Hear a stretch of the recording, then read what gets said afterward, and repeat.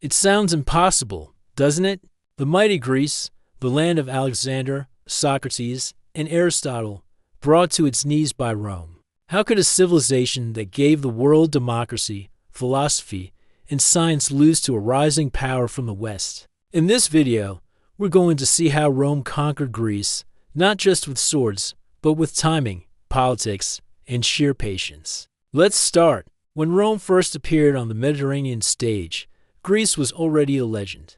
But that legend was divided after the death of Alexander the Great in 323 BC. His vast empire shattered into smaller kingdoms: Macedonia, the Seleucid Empire, and Egypt under the Ptolemies.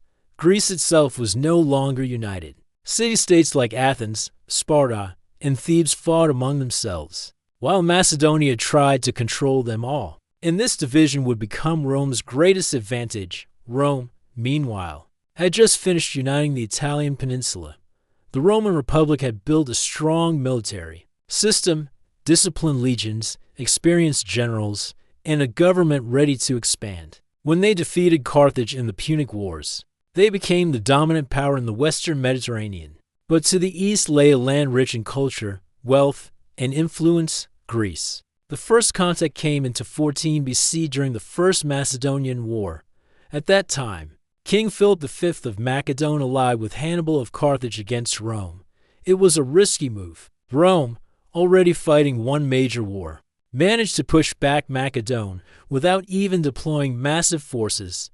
By 205 BC, Rome forced Philip into a peace treaty. It was the beginning of Rome's involvement in Greek affairs, and they never left after that. Then came the Second Macedonian War. Many Greek states, tired of Macedonian dominance, actually invited Rome for help.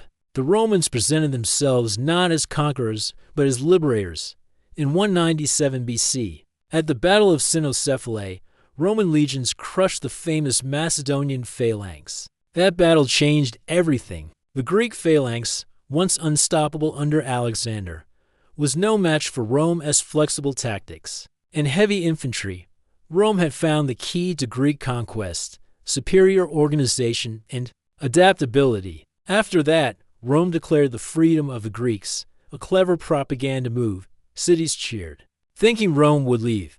But freedom under Rome meant dependency. Slowly, Greek states began to turn into Roman clients. When internal rivalries returned, Rome intervened again, this time more directly. In 171 BC, another Macedonian king, Perseus, tried to restore Greek unity. Rome responded with the Third Macedonian War, and by 168 BC, at the Battle of Pydna, the Macedonian army was annihilated.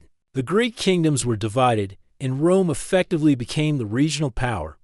But the Greeks still believed they could resist. That illusion ended in 146 BC. The city of Corinth, one of Greece's proudest centers, rebelled. Rome sent its legions and destroyed it completely. The same year, Carthage was also wiped out. The message was clear. The age of Greek independence was over. Greece became part of the Roman world, first as a province, later as a partner in culture and education. But here's the irony.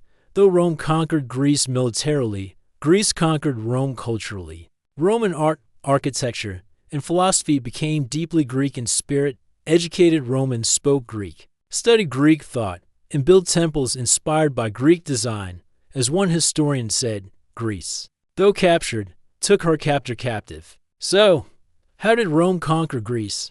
Not by destroying a united empire, but by taking advantage of division, using diplomacy as much as war, and reshaping the Mediterranean balance of power. It was a story of strategy, patience, and understanding that power often comes not just from victory, but from timing. Even today, the story reminds us, great civilizations don't fall to weakness alone.